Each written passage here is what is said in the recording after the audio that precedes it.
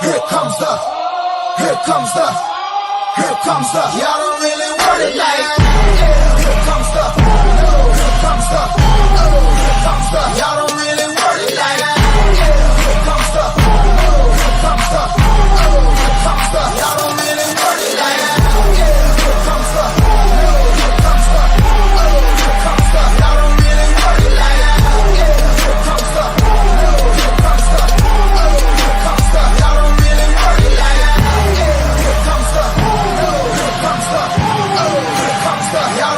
want it like.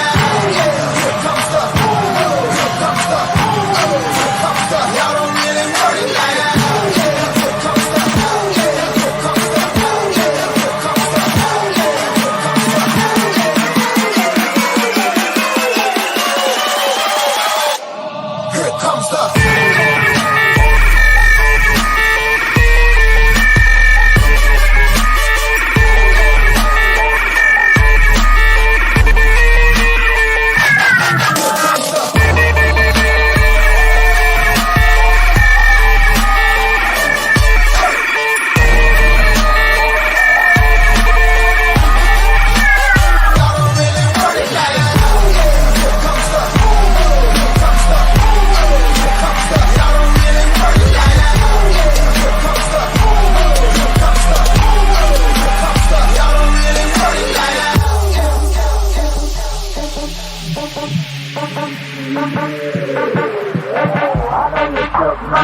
You ain't built for a skirt as a nigga can be. It's gonna sound like when I'm coming, like when I'm coming, like when I'm coming for ya. It's gonna sound like when I'm coming, like when I'm coming, like when I come for ya. It's gonna sound like here comes the, here comes the, here comes the, here comes the. Y'all don't really worry like that.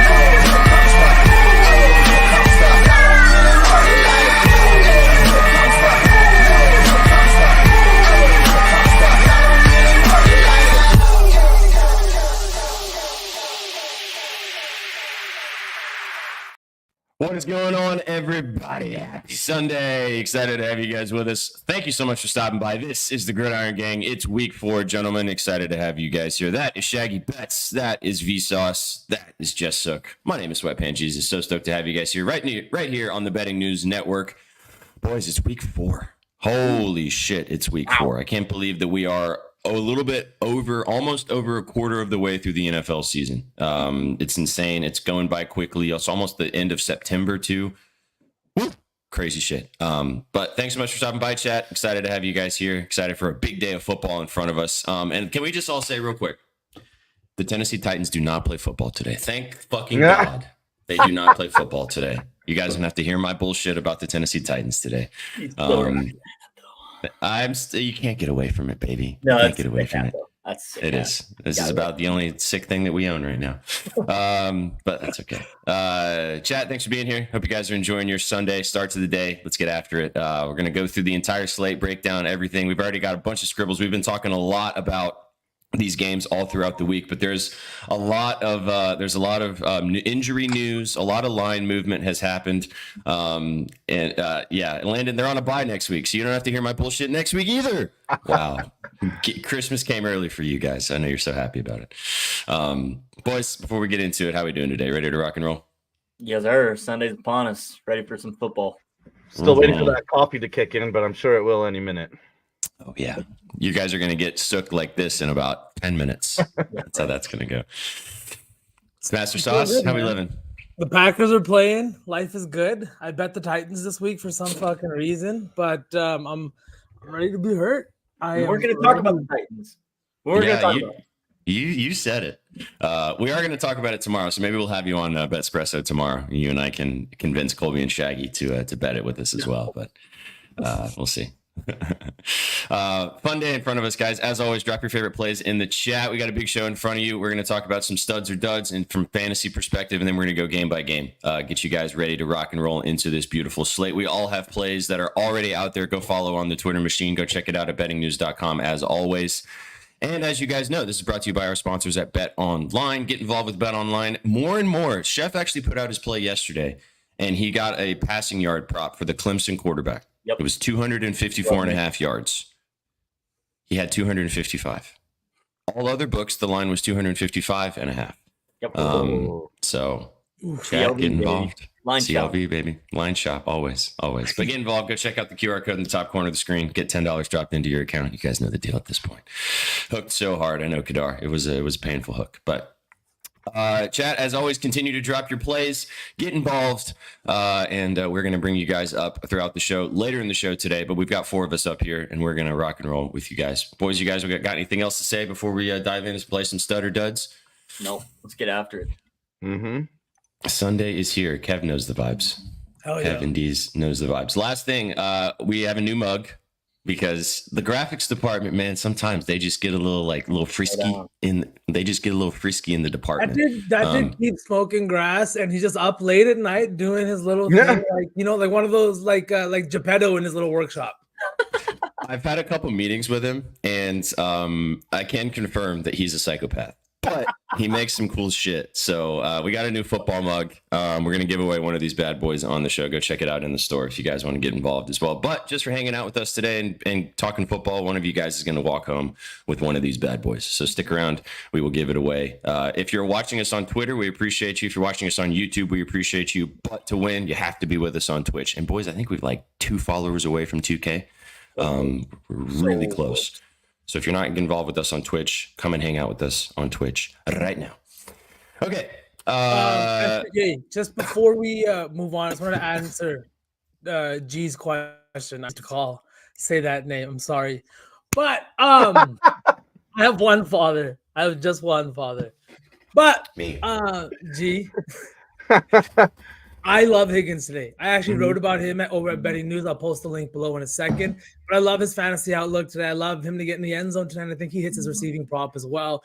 Last week, he had 6 targets, caught just 3 of them. But it was his first game, first full NFL game since before Christmas of last year. There's going to be some rust. There's going to be some timing issues and things like that. But the thing is his snap count wasn't concerning at all. He played 56 of the, I think, 64 or 65 offensive snaps. So he was basically out there every single play. There was no snap count limit. There was nothing like that.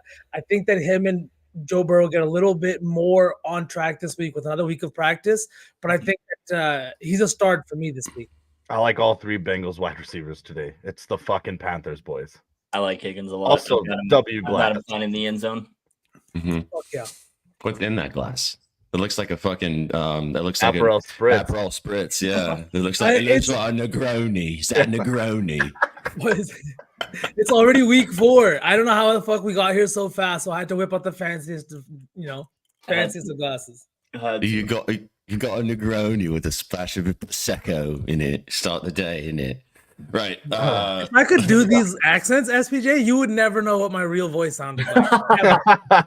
A lot of people that real quick before it is a vibe, Kanika. I used to, when I was living in London, I would go to events because I used to work events, and I would go and I would sometimes just show up and do a random accent for as long of the event as I could possibly do it, and for people to believe me that I lived in other countries. Worked out a couple of times.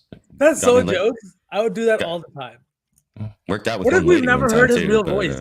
What if we still haven't heard his real voice, even after staying with him in Chicago? His real voice is just super high pitched. It's like Vin Diesel. You guys know that Vin Diesel has the highest voice of all time. Yeah. All right, back to football. Otherwise, the chat's gonna leave. All right, let's get into it. Let's play some stud or dud.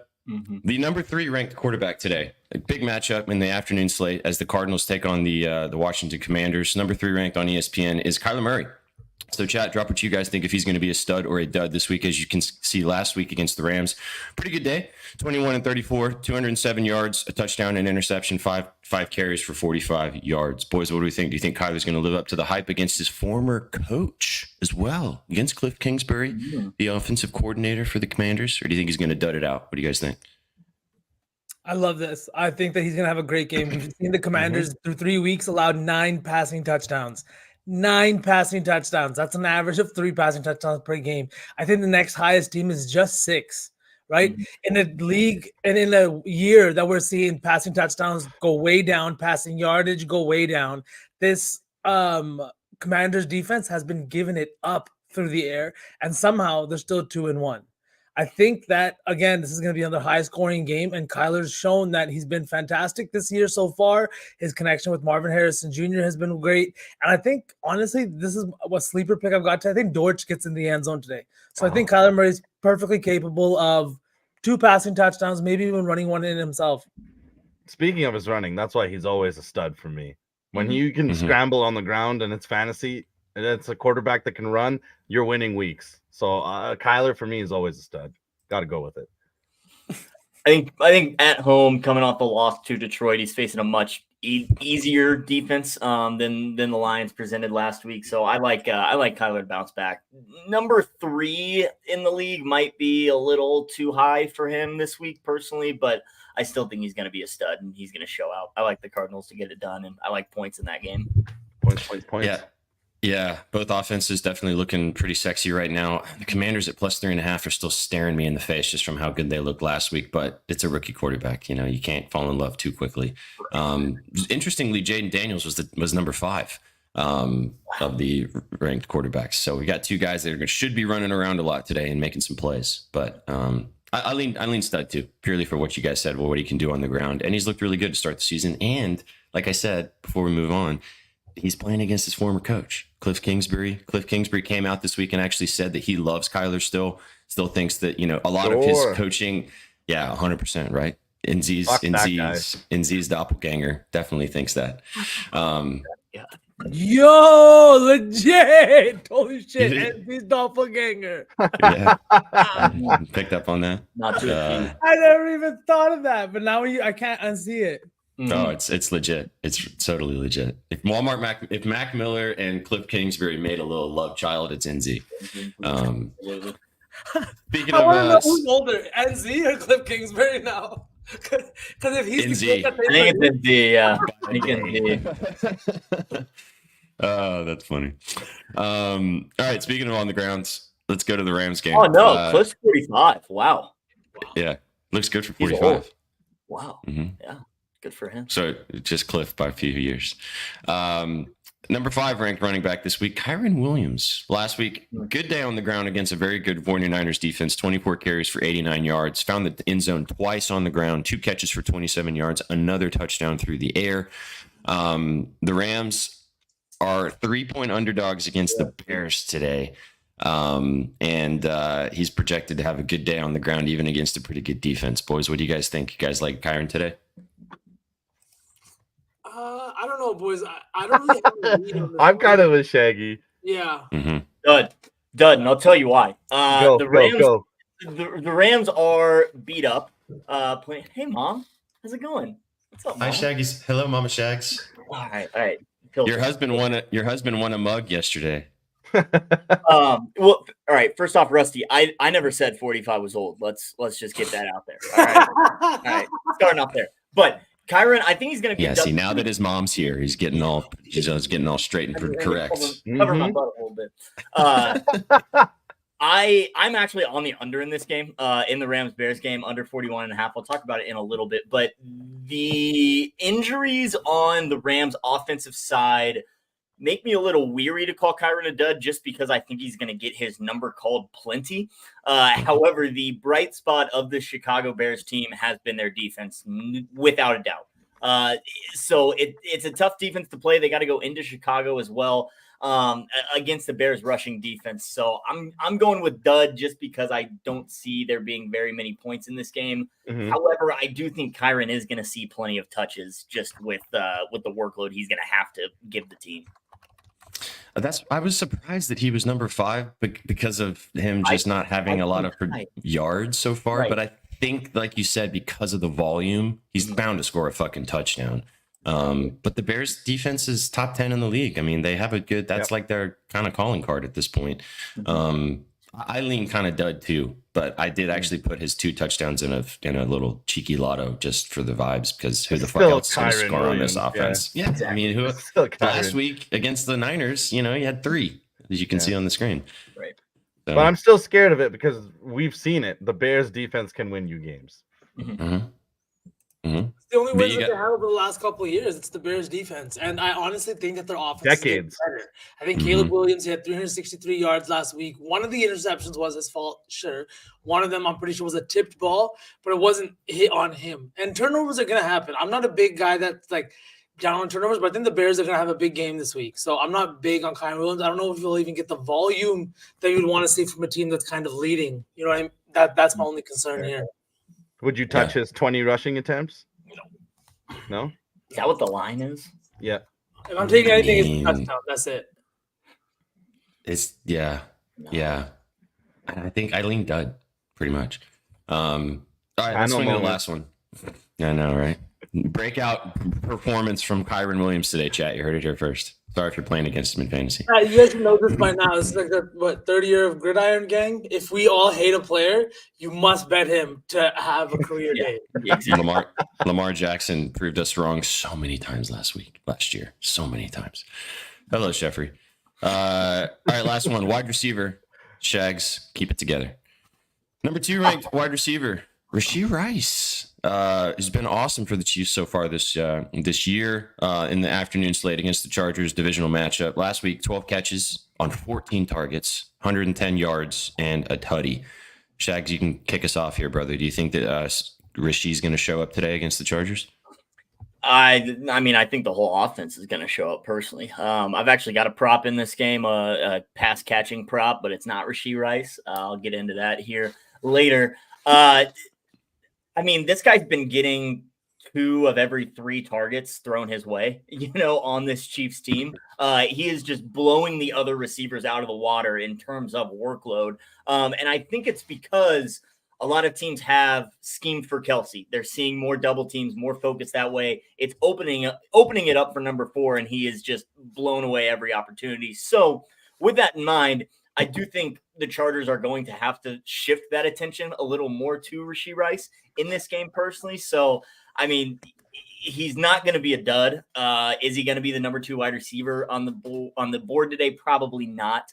But I think he'll have a game. He's the clear wide receiver 1 on this team. He's proven that he can be that guy. I think we're a little worried why we brought in Hollywood Brown. We weren't sure if Rice was going to be a viable number 1 option at the receiver, and he definitely has been. So I think he's going to have a game. Number 2, maybe not. I was surprised to see that 14 target number next to his name from last week. The Chargers defense, I mean, their entire team right now is pretty banged up. Herbert's apparently going to go in this game, but he's got a high ankle sprain, and those can flare up at any moment in a game. And their rookie offensive lineman too. He's out. Alt. He's out. He's out. And he's looked good. He's been very good. Yes. The thing is, though, is the Chargers have been playing very good defense to start the season. They have on the ground and in the air. No Bosa. No Bosa either. No Bosa. Both starting tackles are out for the Chargers. Derwin James is suspended. And Herbert's on half an ankle. As always, everything goes right for the Chiefs. Oh my God! I really hope the refs are on our side today, man. We're gonna need it. I bitch more about the Patriots than I do about the Chiefs. The Chiefs can, we'll see you in the Super Bowl, Shags. Then I'll bitch. I lean with stud purely because, as you mentioned, Mahomes is just throwing him the ball like every third play, pretty much. I have another touchdown score in this one, but I'll wait till we get to this game because I want to get your thoughts on it. But I lean stud. Do you guys got any other thoughts of Rashid except for what Shaq said? He's a lot better than what I thought he was. He's great. I'm just saying when Hollywood comes back healthy, like I know maybe it's gonna get crowded, but Hollywood, Richie Rice, and Xavier Worthy, that's diabolical. Good That's Lord. diabolical. Oh, this team Yeah. is fucking stacked. And That's Travis Kelce. that's cornerbacks running wind sprints all game. And not to get Shaggy too bricked up, they're not even clicking yet. Yeah, And they're still getting W's every The week. Chiefs are so close to being 0-3. They are. I mean, talk about the. I'll talk about the Texans not playing towards their ceiling yet. The Chiefs have not played anywhere near their ceiling. Mahomes hasn't. Mahomes hasn't looked great. Exactly.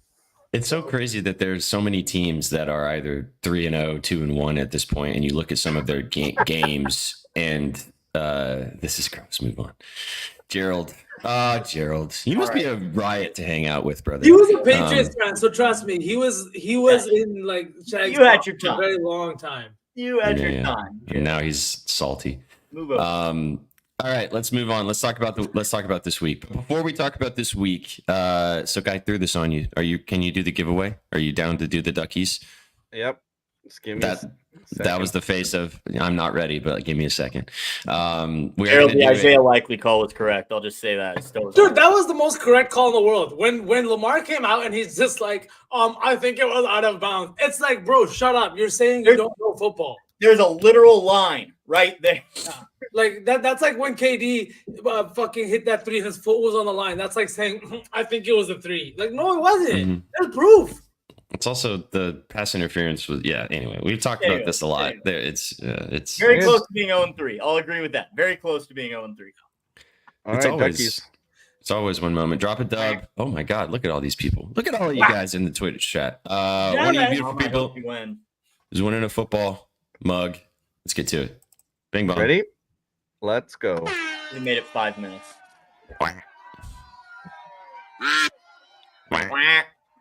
I hate that. I hate running these duck races so much. You want? I'd like it better than the wheel. Sweat bets? Sweat bets. Sweat bets? Sweat bets.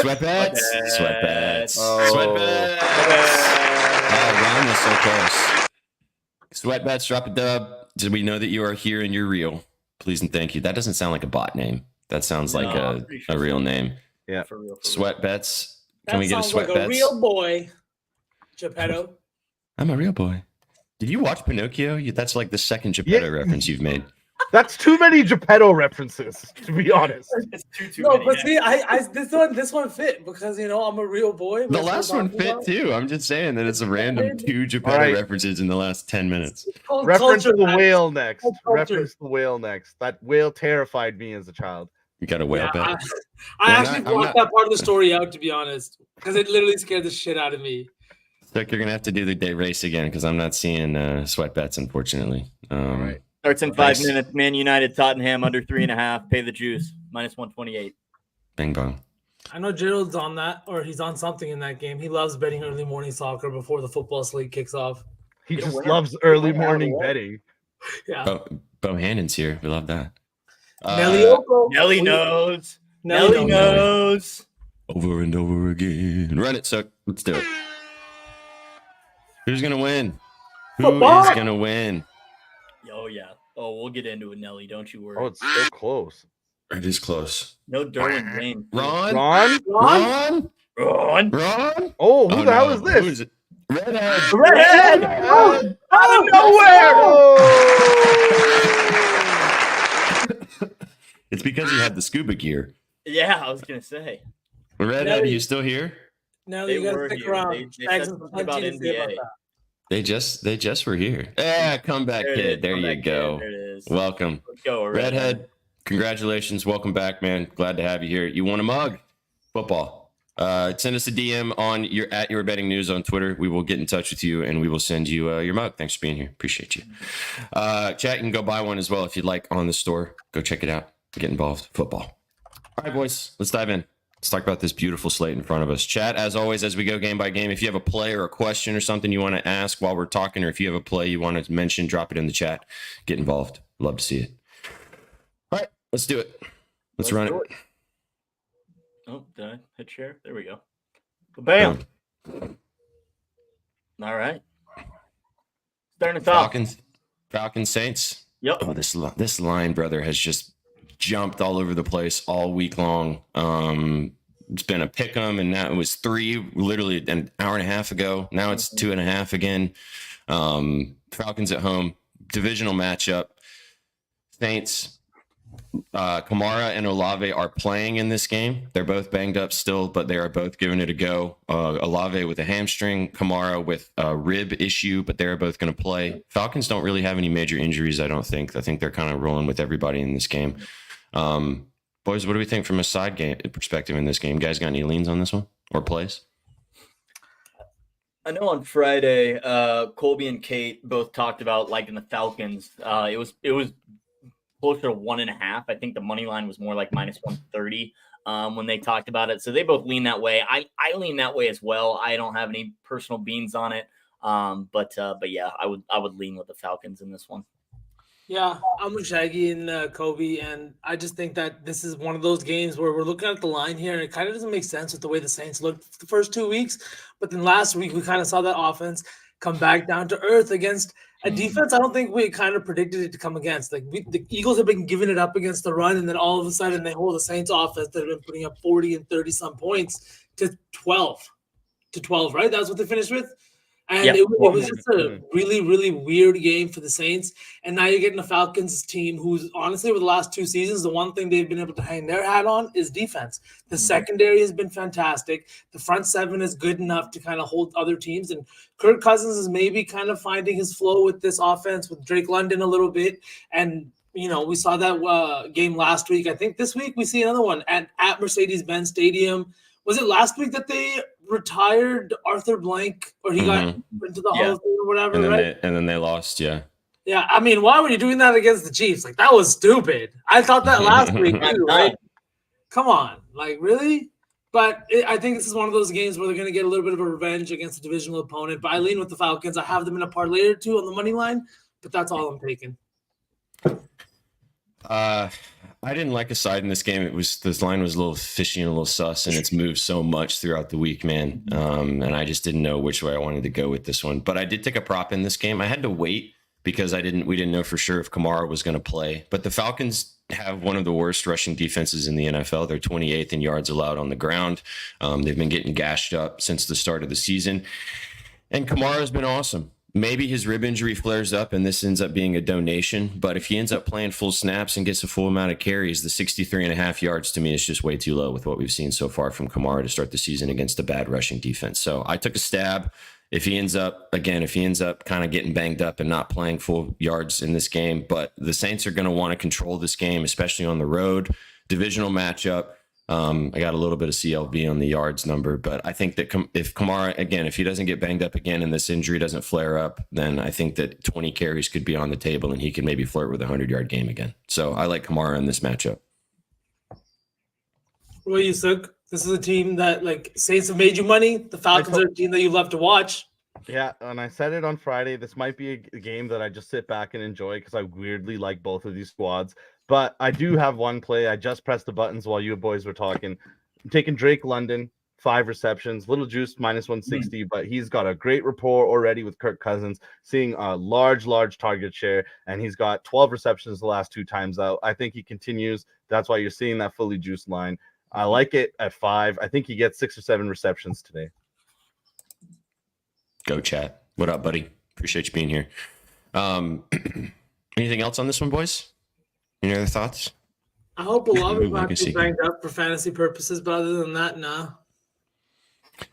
Weird. Like, there's a lot of guys that are either giving it a go that are banged up or guys that aren't playing this week, which we're getting to that point of the NFL season. So it's always sus when you have a guy in a great matchup, but he's got some sort of niggly injury because those can immediately flare up in the game and then they're out for the rest of the game. So it should be interesting to see if that happens. But let's keep it moving. Let's go to this next one.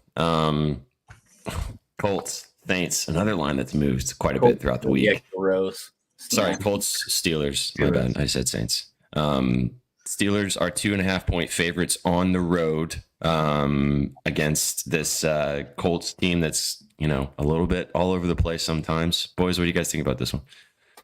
I have a lot of thoughts on this game. I have a lot of thoughts. The under.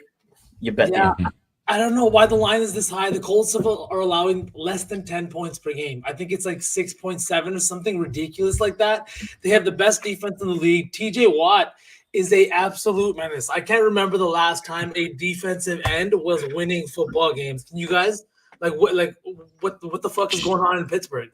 Right? I mean, Myles Garrett last year was pretty awesome too, but TJ Watt was too. So TJ Watt does this year in and year out. We saw when he got hurt last year what happened to the Steelers. They fell off a cliff. I think that this Colts team is looked pretty bad through 3 weeks, and their offense has kind of sputtered, only scoring 10 points against Green Bay. So why is the line sitting at 40.5?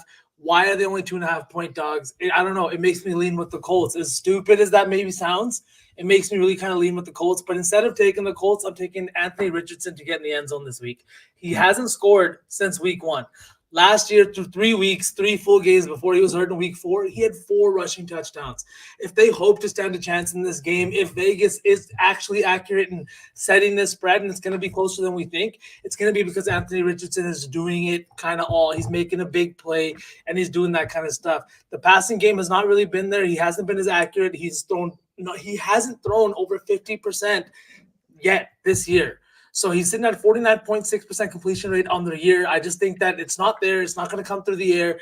And I know that Jonathan Taylor had 2 touchdowns last week. This Colts offense had 3 touchdowns, all 3 to the running back, 2 to Jonathan Taylor. But the front 7 of the Steelers is menacing.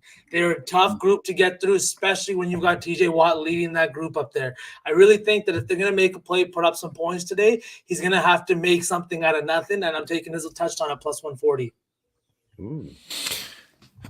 I like that. We talked about this a little bit on Friday. I know you mentioned that as well on Friday. I lean pretty heavily with the Steelers. I like the Steelers a lot in this spot, purely because the thing that the Colts really struggle with is stopping the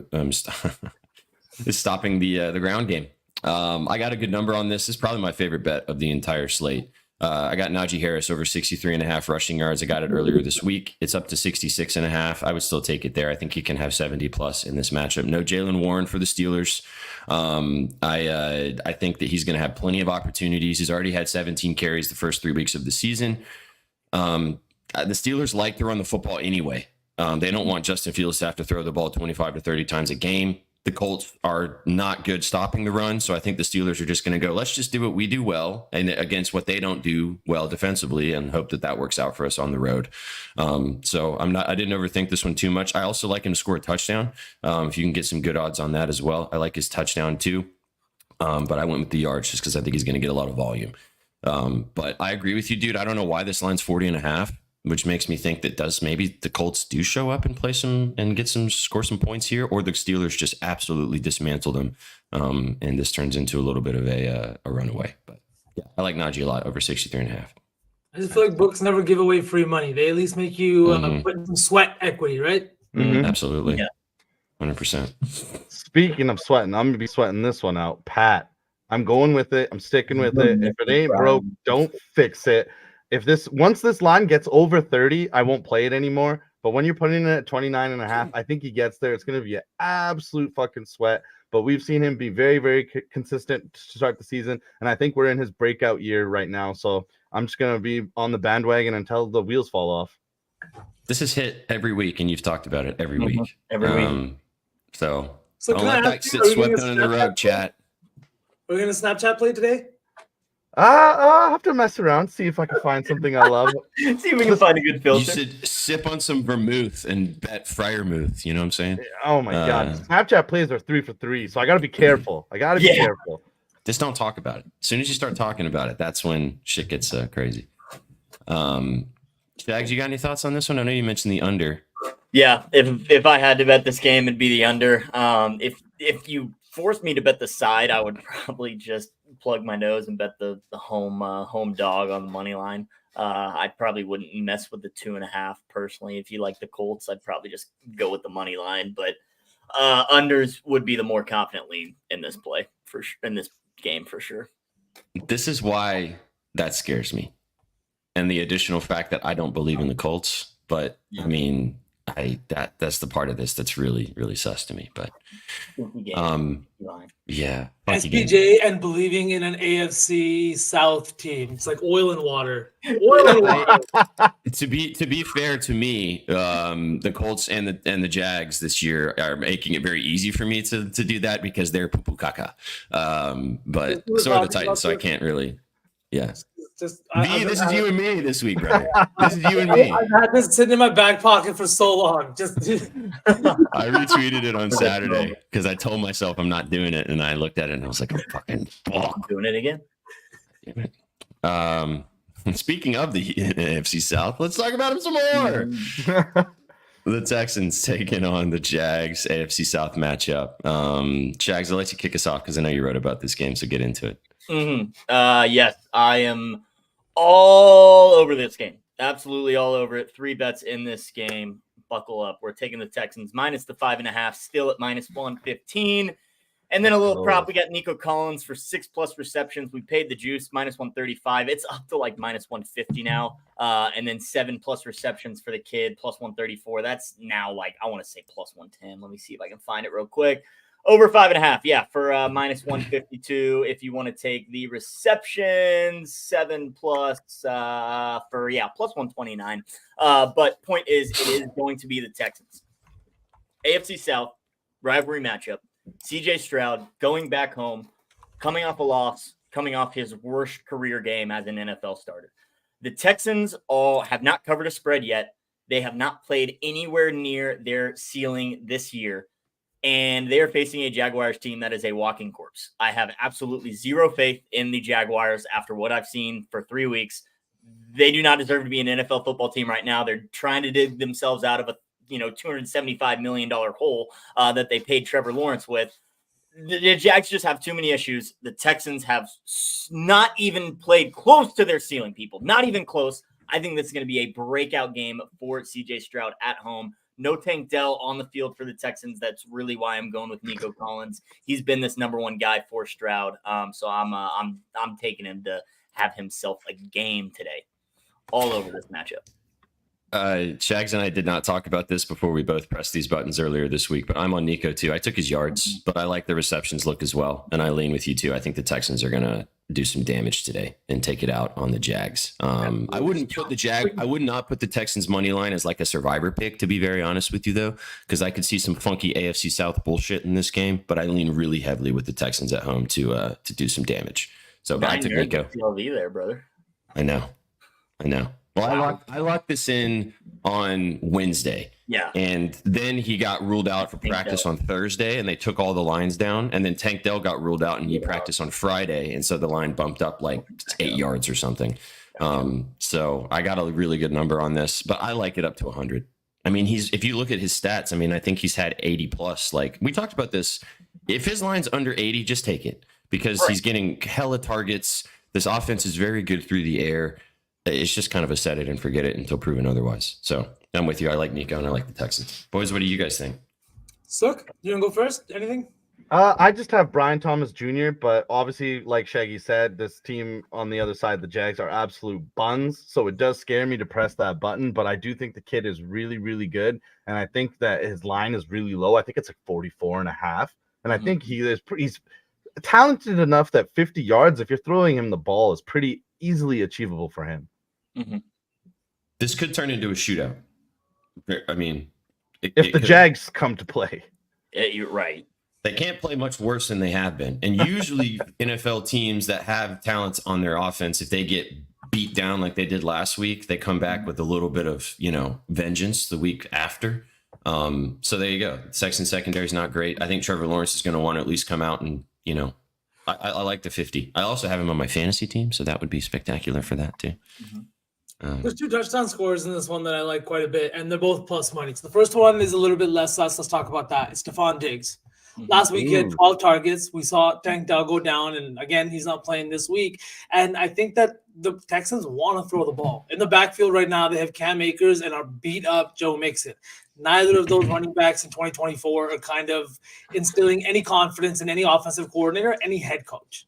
I really think that they want to throw the ball. probably 30 to 35 times today, whether they're up or whether they're down. They're better with the ball in CJ Stroud's hands. And with that being said, I think it's going to be Nico Collins and Stephon Diggs. We've seen the relationship he's already built with Stephon Diggs in terms of target share, in terms of how Diggs has been playing this year. 10 catches on 12 targets last week for 90-some yards. He's one of those possession receivers like we saw Keenan Allen be for Justin Herbert for so many years.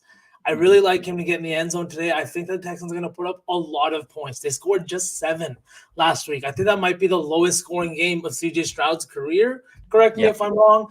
But they're going to come out and they're going to explode all over this Jaguars offense. Pause.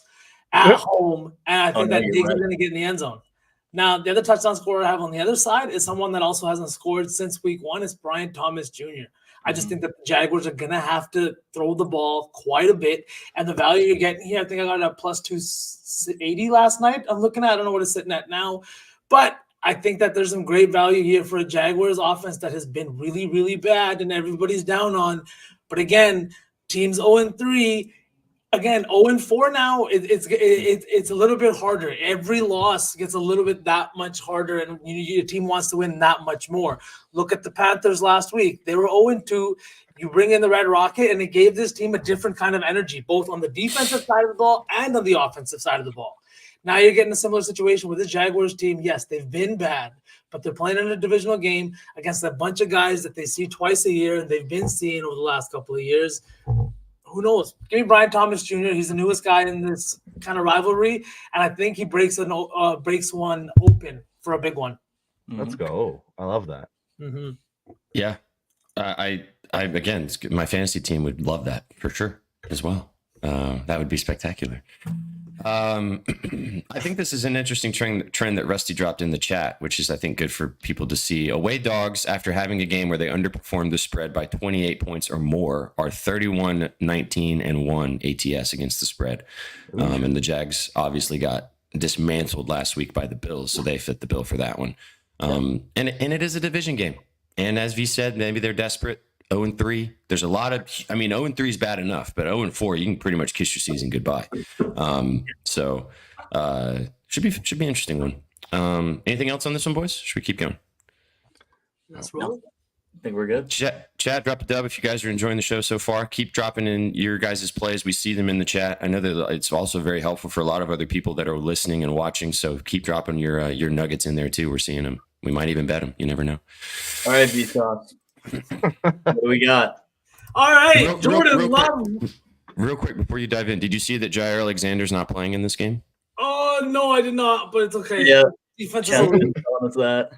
This defense is elite, and this Minnesota defense looks way better on paper than it has been. They have they're just not giving up touchdowns, but they're giving it up through the air. They rank second worst in pass yards allowed. And more important than anything, my Lord and Savior Jordan Love is returning to the lineup. He is going to be under center once again. And if anything, I just think this is going to be one of those coaching masterclasses by Matt LaFleur. No Jair Alexander, but this Packers team still leads the league in interceptions. They only allowed 10 points to a really, really potent Colts offense the other week. Beat the Titans last week with Malik Willis under center. And I don't think they'd be rushing Love back if they were sitting like they are sitting at 2-1. I think he is just healthy and he's good to go. I have a lot of thoughts on this game, but I do have 2 plays. I also wrote about this game. 2 plays that I'm on in this one is Jaden. Sorry, not Jaden Reed. All the receivers confuse the hell out of me. What's this guy's name? Watson? Nope. Romeo Dobbs. Sorry. Romeo Dobbs over 39.5 receiving yards. He is the Packers leading snap, in terms of snap count. He's on the field for their most snaps. He's going to get targets now with Jordan Love back in the lineup. The thing is over the last 2 weeks, they haven't been throwing the ball. They threw the ball 34 times week 1 against the Eagles. And then they threw the ball 33 times over 2 weeks without him. Yeah. He's returning to the lineup. They're going to be throwing the ball. Again, no Jair Alexander, so I'm honestly thinking they might have to put up a few more points than they're going to need to. But look at the spread here. The Packers are entering this game as a 2.5-point favorite at home, and the spread hasn't really moved. The books kind of knew that Jordan Love was going to play all week. Mm-hmm. This line hasn't fluctuated. It's been sitting at -2.5, even with the news now. I think that we're going to see a big game from Romeo Dobbs today. And the other play that I locked in earlier this week, I don't know what the odds are now. It's Jordan Love over 1.5 passing touchdowns. I got it from minus 120 earlier in the week when I published my article. But I think that he's going to have one of those games where he puts up 2 to 3 touchdowns through the air. Josh Jacobs is still without a touchdown this year, and I think that he's going to have one of those games where he's going to be introducing the passing game. He's going to have to do that because his front seven for the Vikings has been really good. They lead the league in sacks.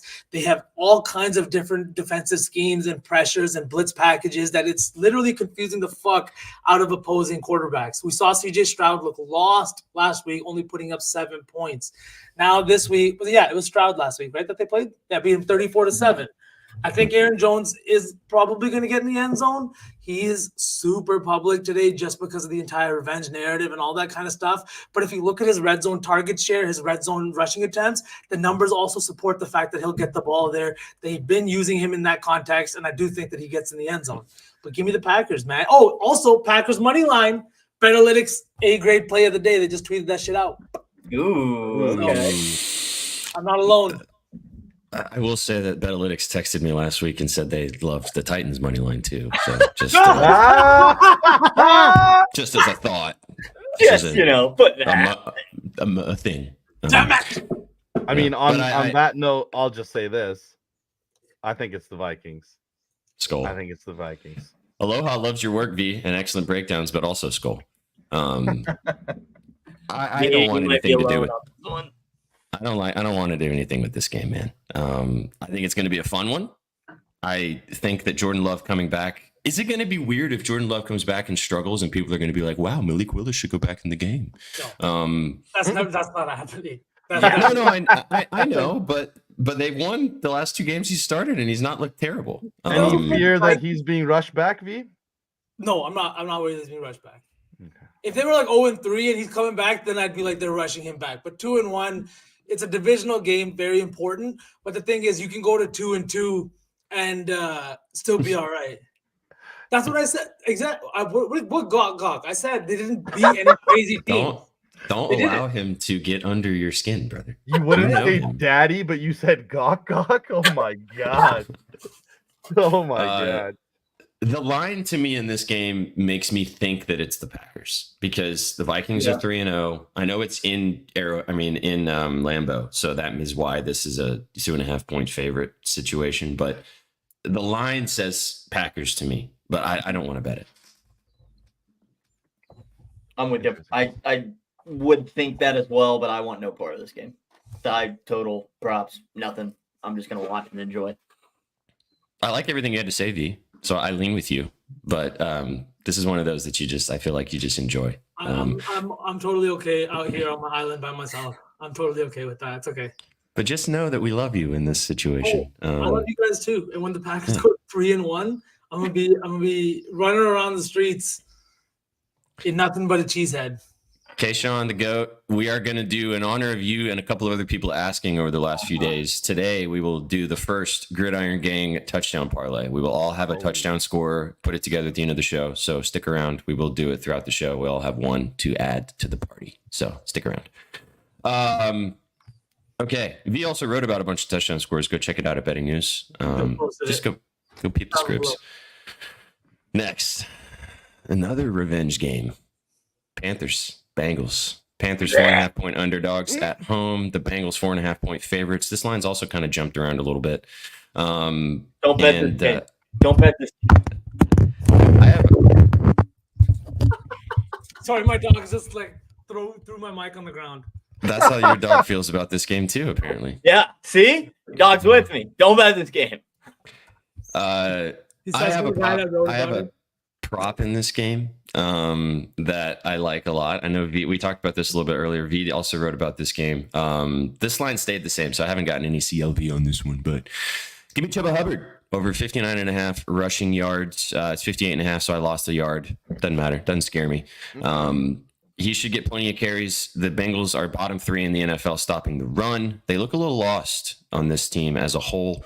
I think they do have a chance to bounce back a little bit, and I think maybe offensively we see some stuff from Joe Burrow and company today. But I don't think that that's going to stop the Panthers from wanting to run the football. Hubbard had 21 carries for over 100 yards last week against the Raiders. The Raiders also are not very good stopping the run. I think that the offense is going to look to lean on Chuba and give Andy Dalton a lot of play action opportunities. And to have successful play action opportunities, you got to run the football. So give me Chuba Hubbard over 59.5 yards. That's kind of the only thing that I feel really confident in this game, because I think it could get kind of funky. So, man, this game to me it's like one of those spots where he just came in last week. They got a huge win, 36 points. That's more points than the Panthers have scored over 2 seasons with Bryce Young. Or not 2 seasons, I guess 1 season plus 2 games. Yeah. But the thing is he looked fantastic, and it really made this Panthers team look not as bad as they truly have over the last couple of years, right? And I think that they're going to be walking around the stadium today. You're hosting the Bengals. This is your starting quarterback's former team. There's so much like bulletin board material that not like being said or anything like that. Just the whole situation, like as we're talking about this game, the gravity of it. I feel like the Panthers have a chance to go 2-2 and really, now they're at a basically like an even point. It could go either way this season.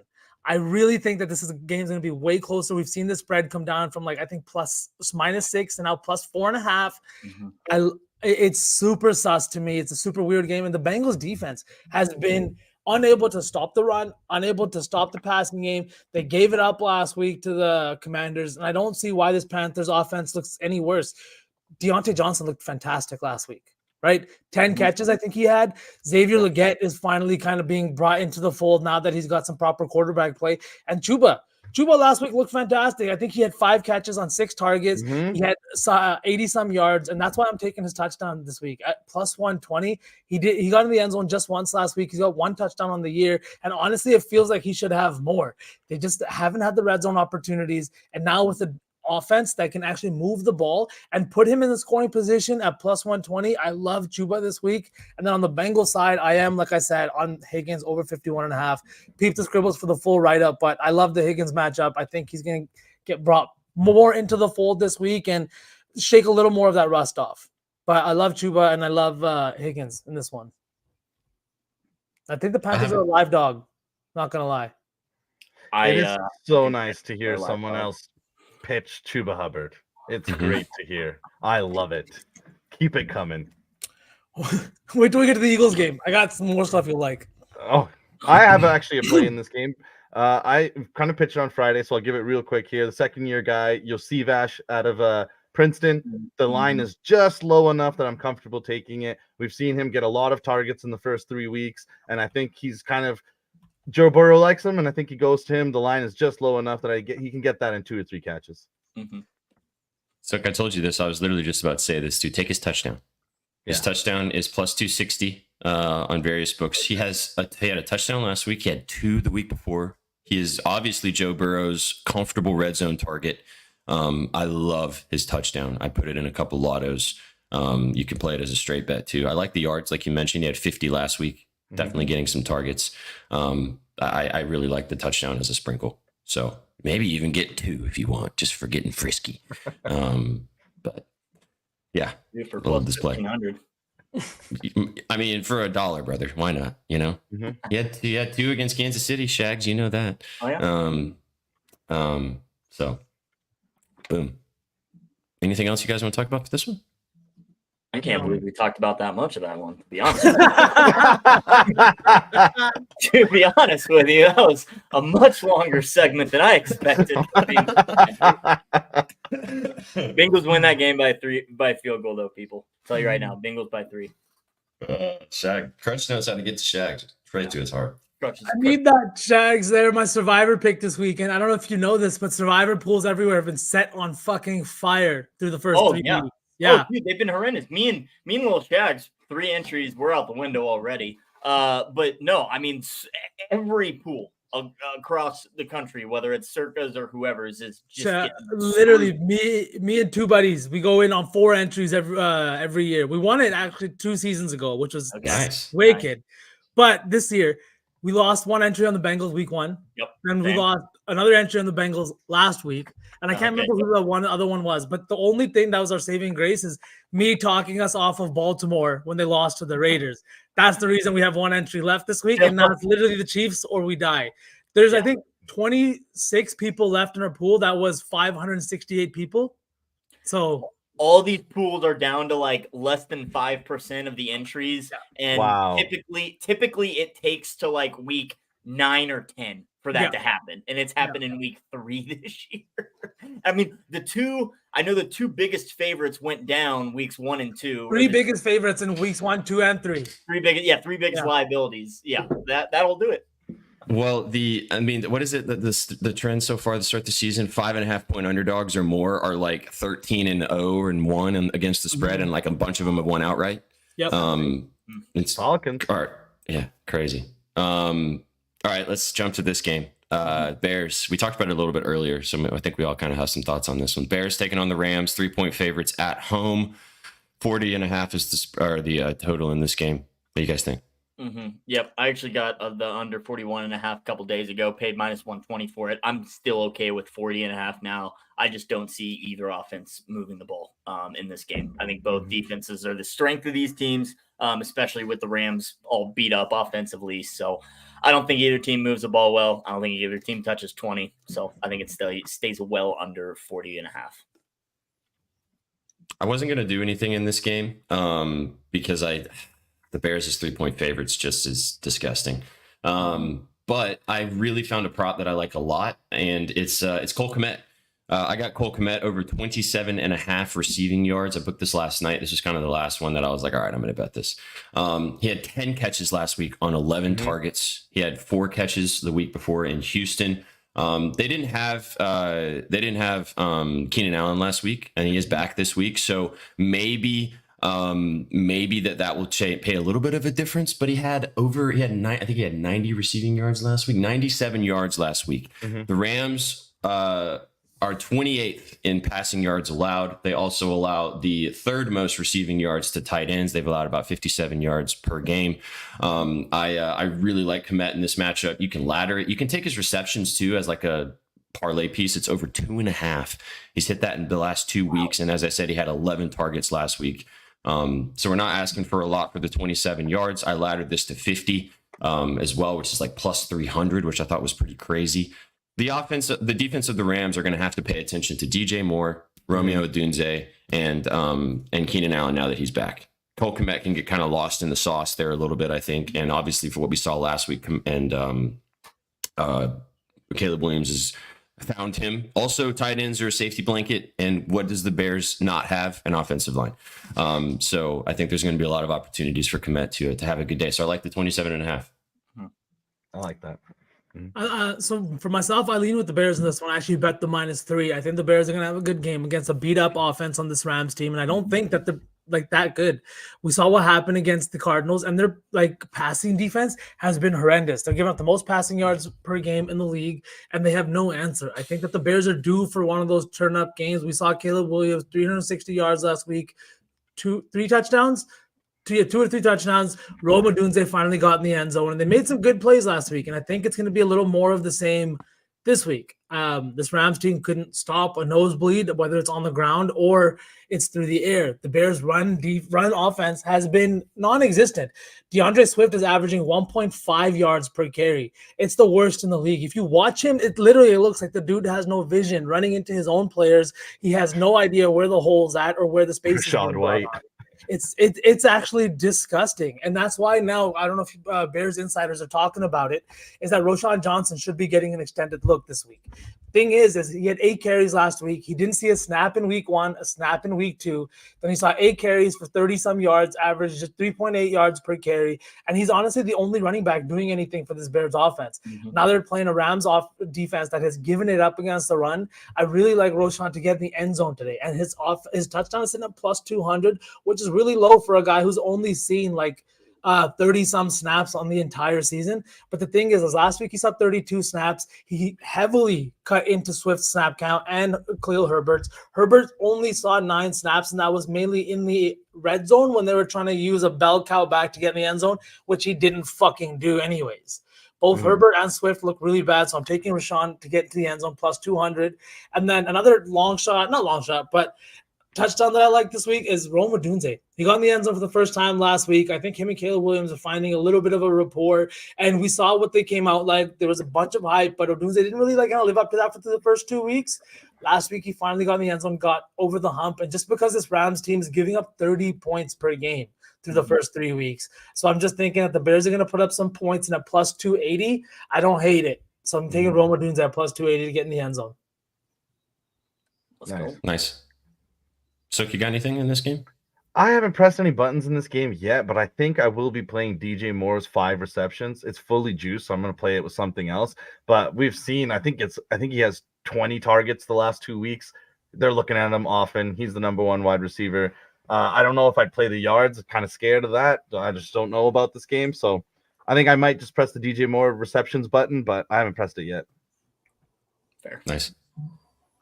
Rusty, I just want you to know that if the Titans end up winning 7 games this year, you're never going to hear the end of it. Never. Just letting you know. So, just throwing that out there. Oh man, Rusty feeling frisky. First the feet picks, now this. He's been doing this for weeks. All right, let's keep it moving. Ahmad's been wanting us to talk about this game since the start of the show. So here we go. Yeah. Jets Broncos. This game is nasty work. 8-point spread. It was 7.5. It's moving towards the Jets. Maybe the Jets are legit. Guys, got any thoughts on this one? Negative thoughts. Another one I want no part of. I thought I had a read on the Broncos, and then they took down the Bucks. Yeah, were firing on all cylinders on the road last week. Yeah, the Jets defense is probably a little better, especially considering Tampa Bay is still kind of beat up in that secondary. But I don't know. I don't have a good read on Bo Nix. This line seems big, but I am certainly not rushing to bet the ponies +8. So I'm staying way off of this one. I think one thing that can be noted is Aaron Rodgers is close to 60,000 yards, but he needs over 300, and this Broncos secondary has been very good. So this could be the because we saw last week that the Jets finally put it together on Thursday. They've also had an extended break things on Thursday Night Football against the Patriots. We saw them finally look like the team that could compete for a Super Bowl, which is kind of what all the Jets fans have been expecting, and a lot of people kind of thought when Rodgers came to town. Maybe if that is legit, then they should blow this Broncos team out at home. But I don't really want to play anything in this game. V, you got any thoughts on this one? I took a Braylon Allen touchdown, but that's more me tailing Trizzy than anything else at plus 190. But I do like it just for a couple of reasons. His snap count has been getting much, much higher, and we can see that he's very explosive. He had one red zone run, I think, on Thursday night. He broke it off for like 18 yards. Didn't get into the end zone, but it was a nice long run. He's hard to bring down. He's 6'2", fucking like 200-some pounds of all muscle, and dude is like hard to tackle. And I think that it's not about him cutting into Brees's touches. It's about him giving Brees a little change of pace and a little break. Both these backs coming in with the amount that the Jets run, I think is going to be a great look for them, especially against a team that they should run all over. You got Surtain out on the outside who has been great this year, right? He's going to give problems to guys like Garrett Wilson, who has struggled against other elite matchups this year. We saw it against the Patriots already, right? When did they play the Patriots? Christian Gonzalez kind of had his way with him on Thursday night. I don't know. I'm not super sold on this offense yet. I do think they get the job done, but just give me the Braylon Allen touchdown because like Trizzy might be psychic. I'm not sure. It's a good look. I mean, he was also talking about Wisconsin. What was that about, Shaggy? He was just like, I'm going to keep he tweeted something yesterday as college football was going on. He went to Wisconsin, right? Yeah, he went to Wisconsin. He's like, I'm going to keep my mouth shut for now, but one day you're going to see me on a podcast talking about what I really went through down there. Yeah, I don't know. Maybe he was alluding to some stuff that went on behind the scenes. I also saw him tweet something about why he dropped in the draft, and he's like, it's because people wanted to see me run in my underwear or something like that. Or like, I was like, what the fuck? Yeah, that was a thing. They were saying that the kid was skinny, he had fumbling problems, and they didn't really believe his body was ready. And I don't know the full story, so don't quote me on this. But there was talk about watching him run in his underwear to see what his body actually looked like. Don't quote me on that, but V, I have heard that. That's really fucked up. Like what? Jerry Jones probably wanted to know his unit size too in that breakdown as well. Shaggy is Googling away as we talk. Dude, he's no, looking this up. I'm on it right now. Did Wisconsin Shaggy's- lose yesterday? Was like there's some dysfunction going on in Badgertown? Shaggy's on the case. They got beat by USC yesterday. There was like maybe some questionable calls, I guess, but yeah, I'm seeing this tweet right now that he tweeted 10 days ago, September 20th. Everyone wanted to see me run in my underwear to decide if I was a good football player. We also have to remember that this dude is like 21 years old. I don't even think he might. I think he just turned. I think he might be 20. Yeah, he's very young. He's like the youngest NFL player to score a touchdown in a while. Mm-hmm. He's still 20. Yeah. He doesn't turn 21 till January 20th. Yeah. Oh. Yeah. So, I mean, I remember the type of stuff I was saying when I was 20 years old. That's that 17-year-old Alabama receiver. Holy fuck! I was just about to say that guy's a stud, man. That touchdown, the game winner. Oh my god, that was like some ballerina tiptoe fucking shit. I don't even know. That cash little Shaggy, a big one last night. Fuck yeah. Oh, nice. Specifically. Hell yeah. We're gonna be talking about him next year on this show. Yeah, probably. Can you play as a freshman one season and be 18 years old and get drafted? No, they've got to be 2. I think you've got to be 2 years removed. I think you have to be 20 years old to enter the NFL draft. I think that's really. I think interesting. I'm pretty sure it's something like 2 years in college or 20 years. 20 before week 1 or some shit like that, right? Or the start of training camp. I don't know, because I mean Braylon Allen turned 20 in January, so clearly he was able to be drafted in April. So I think they have to be 20 to apply for the draft or something like that. Crazy. But yeah, stud. Absolute stud. I'm pretty sure it's 3 years from Crutch. Okay, interesting. I'll have to do some research on that. I don't know the Wait, is exact... it 3 years removed from your official high school graduating class? Okay. Whatever that number is. You can graduate early. And 3 years of college or 3 years removed from your high school graduating class. That's it. So just 3 years age. Okay, got it. Shags, you can enter the draft now. You're good. Cool. Sweet. Thank God. He's leaving the show and going to play for the Chiefs. If you guys didn't know. He's dressed for it. He's ready to go.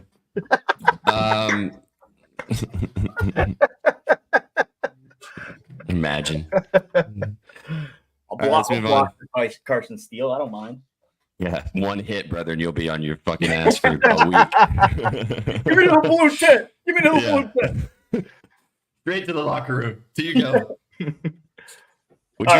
Real quick, just as a funny point, would you guys take $500,000 to take one hit from like a starting middle linebacker in the NFL? Yes. Yeah, 500,000. Yeah, 100%. Yeah. I won't even wear pads for 500. Yeah, honestly. Bro, you die. Honestly, $50K probably. Yeah, do it in Canada. I won't even have to pay my hospital bills. What do you mean? That's true. Yeah, 500, no question. You got to lower that number. All right, sorry. 10K. Do it for 10K. No. I'd do it padded for 10K. Yeah, I do it padded for 10K. You're gonna hit me in the chest. No headshot. Yeah, no targeting. I got no spare brain cells. So you got to up that number for me, baby. Oh my god. All right. Can I try and juke, or dude, I just have to get hit? Like, what's the drill where you turn around and run at each other and you try to Oh, win? Oklahoma drill. All right. Oklahoma I'm drill. not Did they doing ban I'm not that? doing Oklahoma that drill. one 500. I want 500 for that one. Okay, fair enough. All right, let's keep it going. Eagles, Bucks. Oh. Let's let Sook lead this one off. Yeah. Buccaneers 1 point dogs. Eagles 1 point favorites. What do you think about this one, brother?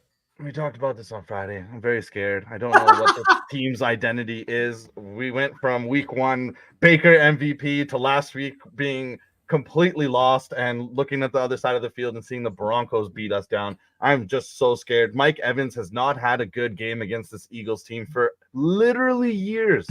You got to go back to 2021 for Mike Evans to have a big game. He's had 2 touchdowns in week 1, but he has not been Mike Evans for these first 3 weeks of the season.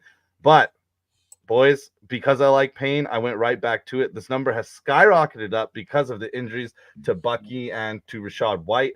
But Mike Evans, I got it at 61.5. I think it's up to 67 now. I think he finally has a good game just because I'm doing wishful thinking, boys. Don't tail me.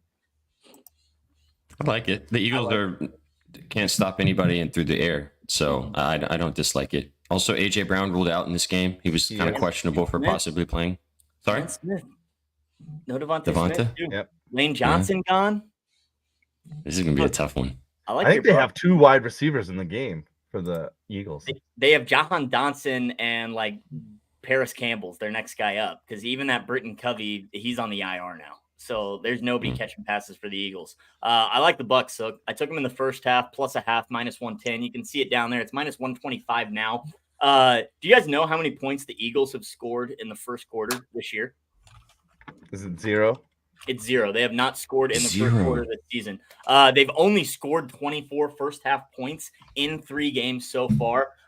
They start slow. The Eagles start extremely slow. Without AJ Brown, without Devonta Smith, they could have taken advantage of a beat up Buccaneers secondary, but I think that's kind of out the window because they've got no one really to catch passes. So I like the Bucs to start hot at home. Do they hold on the entire game for this W? I'm not sure. But as long as they can go tied into halftime, we'll give ourselves a win. And then my favorite prop in this one, actually, Saquon over his rushing attempt, 19 rushing attempts for even money. I'm actually not sure what the line is right now, but that's kind of just going along with Brown's out, Smith is out, nobody's catching passes. I know Lane Johnson left tackle's gone, but they are just going to feed this man Barkley. So 19 carries, I think is enough. I would have played. I actually wrote about this before the line dropped. I would have played it up to about 21 with reasonable juice. So 19 for even money. I'll hop all over that. I'm seeing Vita Vea's in, but I still love that Shaggy. I think they're gonna pound the rock today. Yeah. I know he has a touchdown scorer. I got a couple plays in this one that I like, honestly, and I don't know why this week I really took some time diving into some touchdown scorers just because of the value. I was talking to SPJ about this the other week. I was trying to approach touchdown scores a little bit differently this week. First, trying to see which way do I think the game is going to go, right? And then basing it from there, under, over, spread, what team do I think is going to win, sharp side versus squares, all that kind of stuff, just because of how the NFL has been through the first 3 weeks. I really like Jalen Hurts to get in the end zone today. At plus 125 is what I got. I'd sit at plus 120 now. The value is still there. He is one of the most elite rushers in the NFL. But the thing is he's not running all the time. And the thing is, as your quarterback develops more and he gets more of an arm, you start using him in the run game less just to kind of keep him safe. And especially when you bring in a guy like Saquon, you don't need him taking the hits he was taking last year. But this Bucs team has allowed the most rushing yards to quarterbacks this season. They've also allowed 3 rushing touchdowns to quarterbacks this season. They didn't allow one to Kirk Cousins. No, they didn't play Kirk Cousins. Goff. Not yet. Goff. It was Goff, but Jaden Daniels scored 2. Yep. And If Goff ran one in, I would stop being a Bucs fan. and then Bo Nix got one in the end zone right. as well, right? So it's one of those places where they are having a little bit of trouble kind of containing the quarterback. And I think that Jalen Hurts, with the lack of weapons today, no AJ Brown, no Devonta Smith, he's going to have to kind of do some stuff with his legs. Another touchdown scorer I like, Dallas Goedert at plus 190. He saw 10 targets last week. He was phenomenal. 10 catches last week on like 12 targets. He's one of Jalen Hurts' favorite targets. He always has been. It's just this season, it hasn't kind of worked out that way because of the weapons he has on the outside and the addition of Saquon. Now, no more weapons on the outside. You've got a guy like Goddard, safety valve. You get near the end zone. And like Sook said, their linebacking core is a little bit beat up right now. I think that this is a place where Goddard could take advantage. And the last touchdown scorer, this is why I'm taking a bunch of plus money ones, so I'm not eating juice. I hate eating juice on touchdown scores. It's like taking Shohei Ohtani to hit a home run at plus 150. It makes me feel dirty. But so Bucky Irving is getting into the end zone this week, plus 179. I hope the so. odds on this are so low. And like you said, I think that him and Roschon are both guys that are kind of taking the starting jobs from their respective starters in DeAndre Swift and Rachaad White. They are not producing, and it is harming their offense. In 2024, as weird as this to say, if you can't run the ball, you can't win games. It's just how it is. It's become a passing league, but this year you need to move the ball on the ground in order to maintain possession and in order win the time of possession battle and keep the ball moving. And I think that that's what they're going to have to go to Bucky for. He's looked good through the first 3 weeks. He's a rookie, right? But the thing is how long can you continue to like bang your head at the wall with Rashad White? I think it's time to give Bucky Irving a chance. I think his odds are also sitting lower than normal for a reason. I think the front seven for Philly looked good last week. I just think it was more Kamara being beat up than it was anything else. You're getting a Bucs team that has struggled and literally just got beat up against the Broncos. They're coming in fired up. You don't want to go to 2-2 after the way you started the season. I like that view. Bucky is very elusive. I talked about this in week 2. Todd Bowles had said if Rashad White does not improve his yards per carry, if we cannot count on him for just to put things together consistently, then they will go to the kid. The kid is elusive. We saw it. He dropped someone last week. It was fucking great to see. Probably the only good play we saw out of the Bucs. So I really like this view. Yep. I agree with you too, Kadar. They looked way better than they are. You can't lose all the players that you did. Apparently, Huff now has deleted all the fucking Eagle stuff from his page. I think he's still playing today. It's just a weird situation. There's always some weird stuff going on with that team. Give me Bucky Irving to get one of the end zone this week. I really like what you had to say about Hurts. I actually put his touchdown in a parlay for the plus money value, but I think this is a good look too, just by hearing you talking about it from capture his rushing yards, just because of, I think they're going to have to, he can't throw the ball to his normal weapons. And he's been running the football a lot throughout the first 3 weeks of the season and running effectively because he looks healthy. So I like this play. And this question from the chat too, Shaheed or Goddard in fantasy, boys? I lean Goddard purely because got to throw to somebody on this team. Goddard, and Shaheed has kind of a tougher matchup against this Falcons secondary. So I would go Goddard. Agreed. So anything else on this one, boys, or shall we keep it going? No. Eagles are frauds, but I'm still fucking scared of them. The Eagles are definitely frauds. Sorry, Kadar. We love you. All right. Is that the last early slate? Yep. That's the last noon game. All right.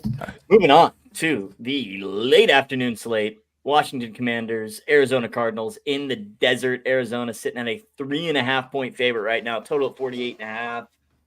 Talk about this one a little bit, guys, with Kyler and Stutter Dud. But what do we think? What do we think in this game? I really leaning with the Commanders. Sorry, SPJ. I think you want to say the same thing. Good. Mm-hmm. Yeah, I want to take them so bad, dude. And I think I'm not going to get to the finish line on it just because it feels too easy, especially after what we saw from them last week, dude. But I don't know. I liked what I saw from Jaden Daniels, man. I'm a believer in this guy. I think he's really good. I think that we could see a shootout in this game. I'd lean over too. And maybe this is the type of game that could be a fun little afternoon SGP situation because there could be a lot of stuff that happens here. But I don't have anything officially in this game. I just want to watch it. I think it's going to be fun. I've got the Commanders on the money line and a little dog leg that I cooked up this week. I do think that they're a good team. They're 2-1, and they have a chance to go 3-1 right now with the Cowboys sitting at 2-2. Eagles in a tougher matchup with the Bucs this week, and then obviously we know where the Giants are, and that's just in the basement. Mm-hmm. I think the Commanders could really take a stranglehold on the NFC East with a win here, and I think they play Philly next week or the week after that. I can't remember that. But this Cardinals team is not a team I'm ready to buy in on. I'm not ready to buy in on Kyler Murray. I don't think the defense is good. I think that, yes, Marvin Harrison Jr. is fantastic and Kyler has looked great too. But I do think that this Commanders team has some great weapons in Terry, Brian Robinson Jr. in the backfield. Jaden Reed has been making the right play. He's not necessarily always taking off on his legs. He's necessarily not always throwing it deep. But I think, yes, everybody loved that touchdown with Terry McLaurin at the end of the game last week. But in my opinion, the bigger play was that first down right over the middle to continue the clock moving and to put them in position to score that touchdown, right? Without that, they're punting the ball back and then they're hoping that their defense can get the job done. Instead, keep your defense off the field, right? That's what he's been doing. And I think that maybe he comes a little bit back down to earth, but I think that against a Cardinals team, it's in Arizona, it's a dome, it's going to be a nice environment for this Commanders team that is having to play all their games in Washington, D.C., and I don't think that stadium's fucking anything great either. I think it'll be a little bit of a fun game for a Commanders team that's a little bit rolling right now and a little bit hot. So give me the Commanders plus 155 on the money line. Don't go crazy on it, but I do have beans there.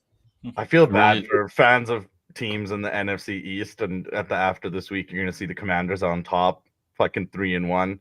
That's going to hurt for Cowboys and Eagles. You can feel good as a Commanders fan because they've been terrible for years. I did put Jaden Daniels touchdown in like a lotto because the value. And he's been great on the ground. He scored a touchdown, I think, in all 3 weeks. I'm pretty sure on the ground, or he's got 3 touchdowns. I think he scored 2 in one game. But we saw what he did on against the Bengals last week. This, as you said, V, I don't really believe too much in this Cardinals defense. And when they get in the red zone, he's a threat to score, and they have been moving the football. So I think it was plus 150 or plus 175 or something, which I thought was very wild value for a guy who's very dangerous in the red zone to score a touchdown. So I liked his rushing touchdown, or just as anytime touchdown as a play in this one as well for the value. I also really like Dortch. Like I said, the Commanders have given up so many passing touchdowns this week. Dortch has been a guy that has been heavily involved in the offense, and he's got a big target share in terms of this Cardinals offense. I think that we're going to see one of those big explosive plays from him, just because everybody's on Marvin Harrison Jr. today with the numbers that the Commanders are giving up and all that kind of stuff. It just seems way too easy. So let's zag a little bit and go with Dortch to get in the end zone. I sent V the most disgusting play of all time this morning, and that's when he told me about Dortch. I sent him Trey Palmer, 1 rushing yard. Chris Godwin, 1 rushing yard. Greg Dortch, 1 rushing yard. De'Ami Brown, 1 rushing yard. Plus 22,000. Wow. What were you doing when you cooked this up? Were you like... I was lying in bed trying to press buttons. That's grosser than fucking Nets over 19.5 wins for the NBA season. Nasty. All right, you guys got anything else for this one? Shall we move forward? I got no thoughts. Probably the over, but Word. I actually have like this one of the few games that you guys know me. I spray the board when it comes to. It's not good because all the games are on one day of the week. So then I'm just sitting here with like 17 bets on one day. With the NBA is so much easier. You know what I mean? This is insane. Distribute. Yeah, it's way more stressful. That's for sure. I'm not gonna lie to you guys. I have negative thoughts on this game. I have nothing. I didn't even open it on the app. I just scrolled past. Cool. All right, moving on. I don't think you should. Yeah. No. If you gave me $10 or if you gave me $25 and said bet this game, I would take the Patriots and the points and just hold my nose and run away. But I mean, if you're giving me the money, I'll just put it on the money line. If it's your money. So give me the $20. I'm just gonna get food. Like I'm not going to Vegas. Like I mean, no Kittle's. I think Kittle's back, but Kittle's back. You know, I don't know, man. Let's just not talk about it. Yeah, no thanks. Browns Also, Raiders. I mean, kind of same. Anybody? Yeah. Anybody? Yeah, I've got some stuff in this one. Yeah. I wrote about this game actually. There's it's interesting. I really like Brock Bowers in this one. The I think dirtier the game, the deeper you dive. Yeah, I really, really like Brock Bowers. So the first 2 weeks, he had 17 targets. Last week, I think he finished with 3 targets and 2 catches in a very, very tough game for the Raiders against the Panthers. Like I said, the Panthers came out fired up, both offensively and defensively, and they were like, fuck everybody, we're winning this game. Nobody was going to stop them. This week, though, they're getting a Browns team that is honestly, I don't even understand what the fuck they're doing. Kevin Stefanski has Deshaun Watson throwing the ball like 35 times. I think he's thrown over 35 times in all 3 games. Jerome Ford is averaging almost 5 yards. He is averaging, 5 yards per carry. But you think he has like less than 25 touches on the year? It's been insane. I know he got hurt in game 2, but he's been fantastic. I really think that this Browns offense looks really fucking bad. And the defense is a little bit overhyped because of years prior. Myles Garrett isn't 100%, and they just haven't been able to stop teams. We saw them get beat up by the Giants last week. We saw them give up almost 40 points against the Cowboys in week 1. And a Cowboys offense that has not looked good against anybody else since then. I think that this week we're going to see the Raiders, another live dog that is, again, in my dog lay. This shit not hitting, so nobody tail the dog lay at all, okay? But the Raiders are going to make everybody sweat. I think Brock Bowers, I think his line's in at 51.5 is what I snagged it at. But his target share should be there. No Devontae Adams with that hamstring, a.k.a. I don't want to play for the Raiders anymore. right? So he'll be out. He's not playing. And then the other thing too is Michael Myers out in this one too, the backup tight end who was seeing like an additional 30-ish snaps per game and cutting into that snap count.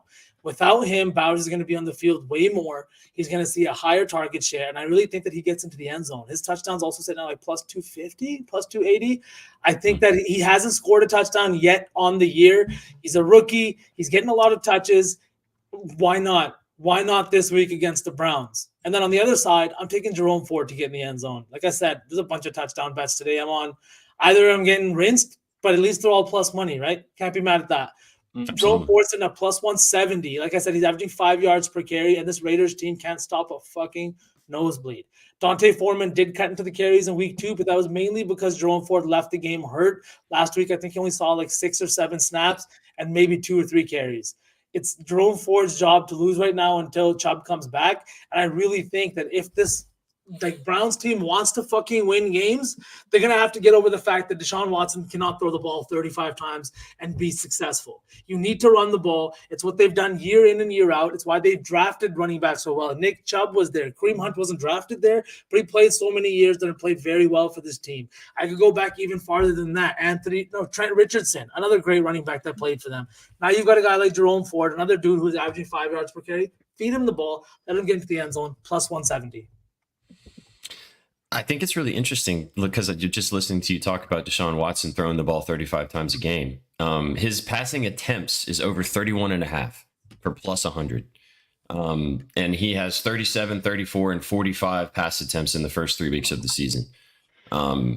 He's got more passing attempts than Matthew Stafford? Mm-hmm. Wow. So I mean, for a plus money, I've got too many units out there. I'm not betting this, but I do like that as a bet from what you were talking about because it is in Vegas. I think Vegas could also kind of, stick around in this game. And if they're throwing the ball that much, maybe they do it again. But do you guys buy into the whole thing that the Raiders don't really ever have home games because of the fans? They don't really have a good fan base when they play at home in Vegas because of them leaving Oakland. Yeah, and they got a lot of tourists in there, lots of people that fly in to watch like the Browns. Very popular away game, yeah. I would argue though that a lot of the tourists that aren't like directly from the teams, like the opponent's team, are there in Raiders gear for the Raiders experience. They're not necessarily there to cheer against them. I don't know. Maybe obviously maybe you don't have the exact same home fan base built yet, but I still think that if anything, people are just in there having fun then, too busy to cheer against them. Yeah. What's up, Adam? Also, who's cheering for the Browns? They suck. Fam, unfortunately. Damn. Yeah. Oh god. My condolences, fam.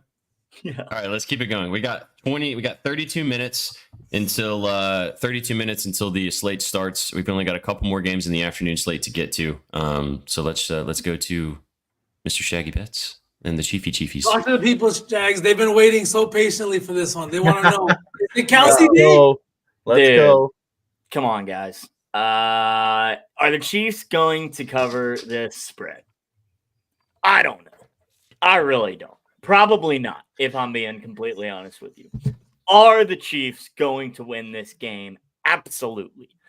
And you know who's fine in the end zone. You know who's finally going to have himself a game. It's Travis Kelce. It's Travis freaking Kelce. Over 4.5 receptions. We are doing what I do best and paying the freaking juice man minus 135 for 5 catches for Kelce. Now, we talked about how beat up this Chargers team is. A little bit more on the offensive side, but no Joey Bosa. Patrick Mahomes going to have all kinds of time back there. And no Derwin James for the Chargers. Strong safety. Suspended, arguably Travis Kelce's nemesis, you could say, not on the field anymore. Travis Kelce absolutely hates the Chargers. In his last few games, the guy has gone over this number in 6 straight games. He's gone over in, where are my numbers at? 8 of 10 against the Chargers as Mahomes at his QB. This guy is actually going to have himself a game tonight. 12 catches on 13 targets the last time against the Chargers, 6 on 10 the game before, 5 on 7, 10 of 13, 7 on 11, 9 of 14. The guy gets targets from Mahomes against the Chargers, and he's going to do so this game. We talked about Rashee Rice earlier. Rashee Rice is seeing 2 of every 3 balls thrown his way. That is going to have to change because teams are going to be forced to cover number 4. Chargers going to be spending a lot of extra attention there. Finally, Travis Kelce is going to have himself a game. 5 catches. I think he goes for 80 yards and a touchdown today. I've actually got him for 2 touchdowns and a parlay as well. Let's go. We saw the ticket. We know. That game today. Today is the day. It has. It really has. And it has to be today. It has to be today with his stats against the Chargers, with the beat up secondary, with the way Rice has been performing. It's got to be Kelce today. Love I it. agree with you, dude. I have a question for you, Shags, because I pressed the button already, so I just need you to affirm, not necessarily convince. I bet Kareem Hunt for a touchdown at plus 320. Just as in a lotto, I didn't bet it straight, but I bet is over 12.5 rushing yards as a straight bet. His rushing yards is 12.5. I know we're probably I don't know how many carries he's going to get just because this is his first game coming up, but he's played here before. Andy Reid trusts him, I'm sure. I like the value. It's 12.5. I mean, I know you got P. Ryan in the backfield too, but I have a feeling they're going to want Carson Steele and Kareem Hunt taking the bulk of the carries. Yeah. I like that line for a low kind of a flyer situation. I mean, 20 plus is like plus 200 or something like that, and it's 20 yards for a running back who's done some damage in the NFL before. What do you as a Chiefs fan? What are your thoughts on that? I don't know. I would be a little hesitant to take Hunt in this game, personally, just because, I mean, Carson Steele looked great last week. He did exactly what we needed from our top running back. He played directly to the game plan, and I think he did a great job. So I don't know how much Andy Reid is actually going to utilize Hunt in this game. I think he's going to see some time on the field, obviously, but as far as scripted plays his way, I'm just not totally sure. Because of how great Steele looked. It's kind of like, okay, this is an undrafted rookie, kind of a diamond in a rough we found. He's finding a groove. Let's keep him going, keep him finding that momentum because he might be a guy going forward. So I don't know. That worries me a little bit with Kareem Hunt. Yeah, no, me and Carson Steele, man, we're one and the same. Holy shit. But to be fair, you take better care of your eyebrows than that guy does. Yeah, get a fucking shoulders are like tweezers, brother. You know what Jesus. I mean? Like, when you guys hug Shaggy, you'll see. But no, I don't know. I was very impressed with Carson Steele, so I would be a little weary to jump on the Kareem Hunt train after we haven't seen anything. So yeah, this is just like a flyer, but because I was looking at Steele. I mean, his 43.5 rushing yards. He had 72 last week against Atlanta. Exactly. You think the Chiefs are going to be up? They're going to be pounding the rocks. So yeah, the only thing that does kind of suss me out a tiny bit in that situation is the Chargers are good at stopping the run, but no Bosa. Maybe this gets a little funky. So I just wanted to get your thoughts on the backfield situation since it's kind of spread all over the place at the moment. I want nothing to do with P. Ryan. I think P. Ryan's kind of getting kicked to the curb, unfortunately, now because Hunt's plenty of a good receiving back. So okay, true. That's why I liked his touchdown for plus 320. I mean, just as a sneaky little, I could see him getting out there in the red zone and Andy Reid being like, hey, remember 5 years ago when we ran that play where we just flipped it out to you? We're doing that again. Dude, and honestly, for plus 320, I mean, they might come out and Hunt might be the number one guy. He might be the one taking all the reps because talent-wise, he's certainly there. So from a value touchdown perspective, I think plus 320 is great, 100%. All right. Again, I already pressed it, so I didn't need you to convince me, but thanks for affirming me. Yards and carries, I would be a little bit more worried about, but value-wise, I think just from it, he's that good of a football player for plus 300, absolutely. My thoughts exactly. All right, cool. Shags, I was going to say, another touchdown score I took on the Chiefs side. With Derwin James out, this is how I'm seeing it go down. Little breakdown in the backfield, not in the backfield, sorry, in the little breakdown deep. No Derwin James out there. Who's running deep? Who's free? Who is it? Xavier Worthy, plus 190. Yeah, you knew it. You knew it. He's too fast, man. He's too fast. And he scored 2 week one. Hasn't scored since. Yep. 2 week one hasn't scored since. And again, all the focus is going to be on Rice with the numbers he's been putting up. You can't ignore number 4. So yeah, I think that's going to open it up this game much more for Kelsey and Worthy underneath. I think Rice is also one of the most bet touchdowns like this week, As like he should most be. bet touchdowns. So I'm rolling with Xavier Worthy at plus 190. I feel like some good value. No Derwin James. I think this defense is going to be a little bit beat up. And if no Joey Bosa, all that to me says is like, yes, the run game will be a little bit better, all that kind of stuff. But that's more time for Patrick Mahomes in the pocket. And what's the one thing you don't want to do is give that man time. Give him time for his speedy receivers to get even further down the field. Yeah. Oh, I know we're not going to talk about the Monday night game, but have you guys seen Tyreek Hill's line this week? It's 51 and a half or something. Yeah. As a former Chief, our boy Jay Gill is on that, and he's a real sharp NFL bettor too. But he sent that in the chat the other day, and I didn't even bother looking at Dolphins props, obviously with all the question marks. 51.5?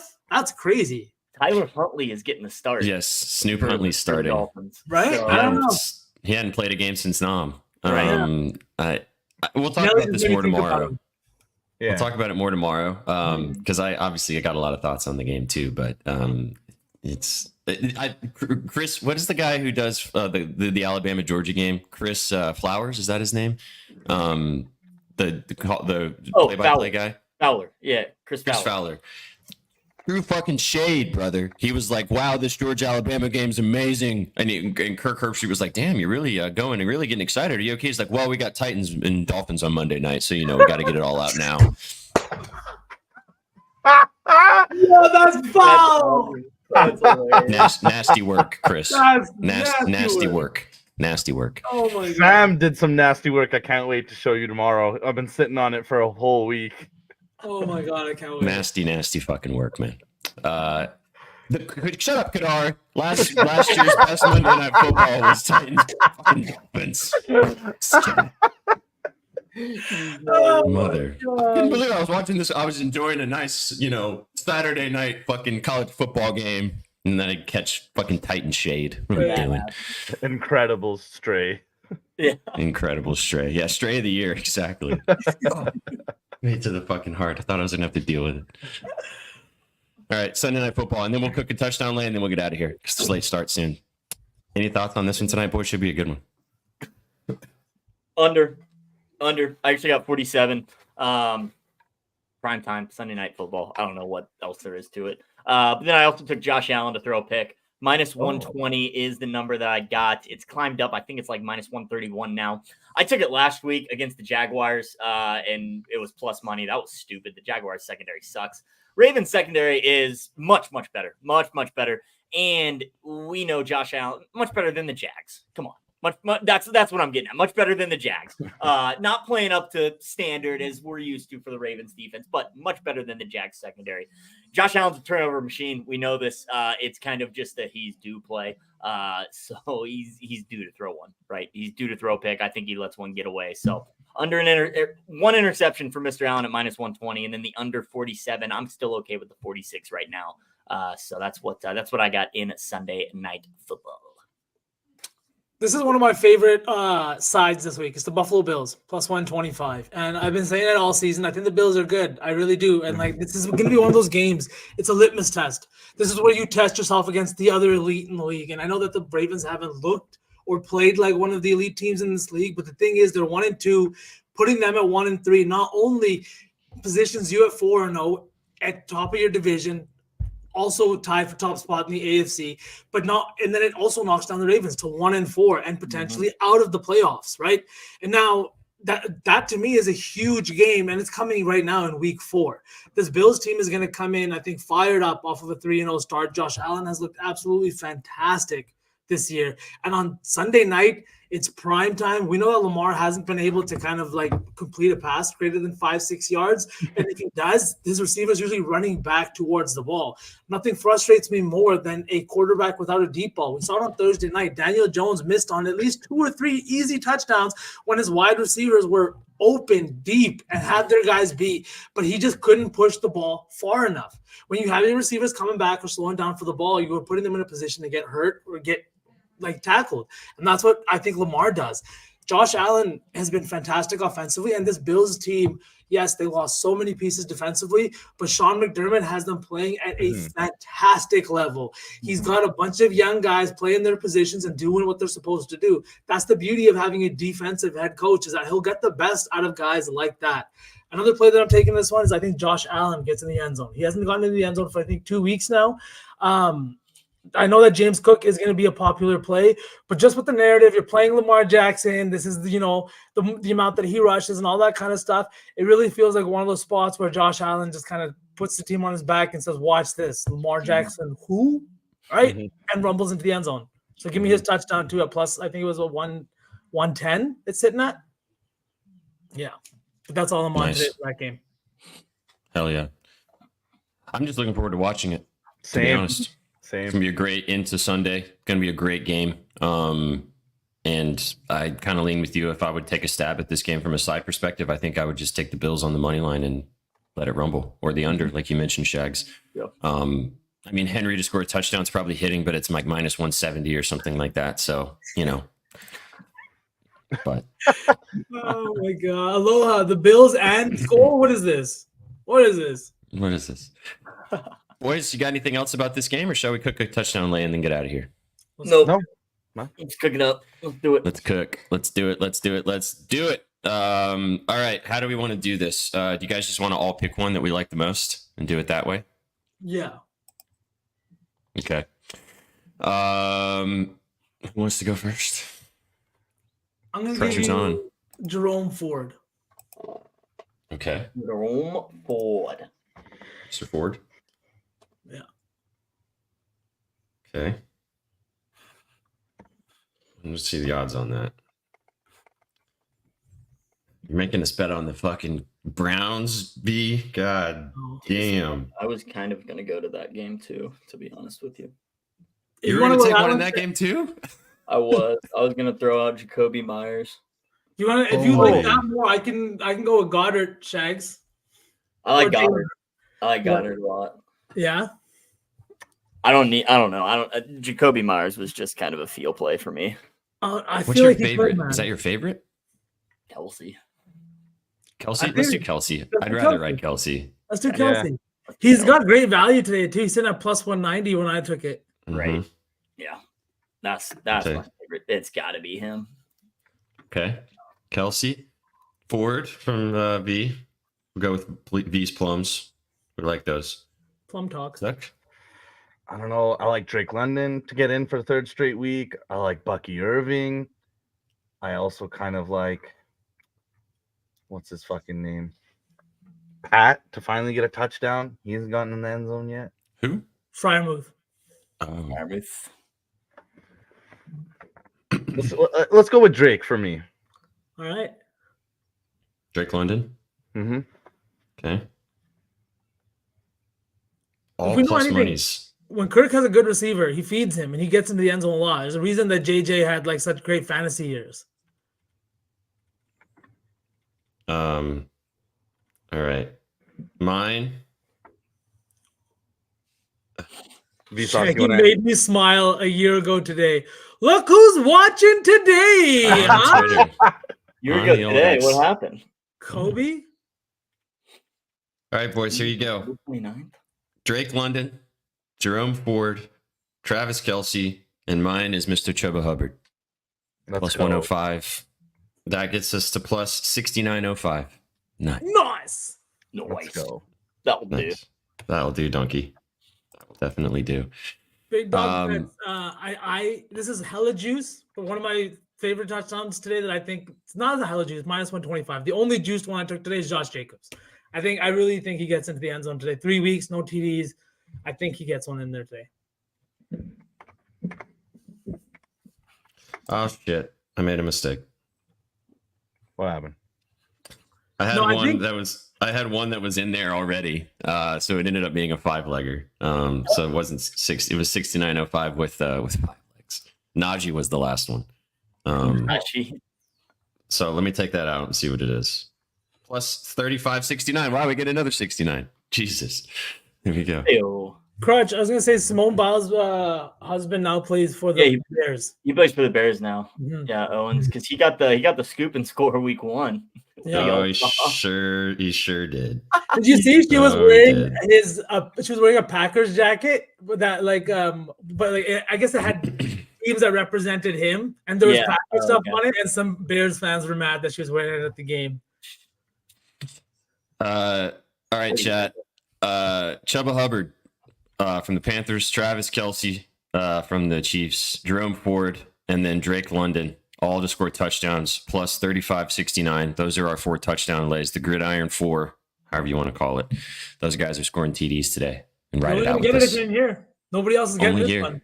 Yeah, I don't have time to post it, so it's just for you guys right now. 35-69. Bing bong. I'm gonna bet Shaggy bets to get in the end zone too, Carson Steele, just for the vibes. Yeah, I did, Colby. Facts. Shaggy, don't you have a game to get to? Yeah, shit. I gotta get out to LA. Yeah, nobody in chat knows Shaggy's real name, right? So No. Shaggy bets might just be Carson Steele. Yeah, maybe. Shackle bets. Got my alligator named Croc. Oh man. Oh man. Shaggy Steele. That sounds like a. That sounds like a. That sounds like a different career. Yeah. Porn star. Porn star, right? Steele, baby. Yeah. Can you read it off for Kadar one more time? Yeah, one more time for the kids. Chuba Hubbard from the Panthers, Travis Kelce from the Chiefs, Jerome Ford from the Browns, and Drake London from the Falcons. Those 4 guys for a tutty, plus 35-69. This is the W comment. I know. The Twitch chat can't see. Yeah, absolutely. Let's go. No, we do not, Crutch. Although Shags and I have to for our meetings on Mondays, which always makes us both feel very sick. Yeah, I just avoid saying your name. The funniest thing though, Crutch, I can tell you this is when we were with Betsky in Chicago, we would literally be yelling like from like 6 feet away or something. Betsky, and then say his real name one time. Turn around at me. Turn around. He does not go by Betsky. No, he does not go by Betsky. He's not like the biggest page too outside of Chef, but he just does not respond to Betsky. No. You know what the funny thing is too is that on his car he has a Betsky, like I think a license plate on his car. So he even identifies it on his license plate, but he doesn't recognize it in his ear holes. So sick. Of course. So He's like, call me Gretzky. All right, he's like, it's Gretzky to you. yeah, absolutely. All right, boys and girls, what a show. Thanks so much for stopping by today for Gridiron Gang Week 4. Go out there and enjoy the slate tonight. As always, bet responsibly. Ride it out with us if you feel so frisky on our 4 touchdown lays. Hope you guys have enjoyed the show today. Hope we help you make some money and enjoy the slate. Go follow all the goats. As always, go check out bettingnews.com for free every single day for all the sports and all the goods. And go check out our sponsors at BetOnline to lock in these parlays with us. Boys, you got anything else you want to drop in, or shall we go enjoy some football today? Let's watch some football. Let's have a day. Let's watch some football. No more goals in Old Trafford, please. You enjoy that football and then lock in for the rest of football. We will be live with you guys tomorrow for a double dip for Monday Night Football. We might have Vsauce joining us tomorrow too, in honor, because if he's going to bet the Titans, then he's welcome on the channel. But we'll talk about it tomorrow. We'll see you guys tomorrow for Afternoon Betspresso. Enjoy your Sunday. Take it easy. We appreciate you came for the winners and you stayed for the vibes. Have a kick-ass Sunday. Take it easy. Peace. What you know about rolling down in the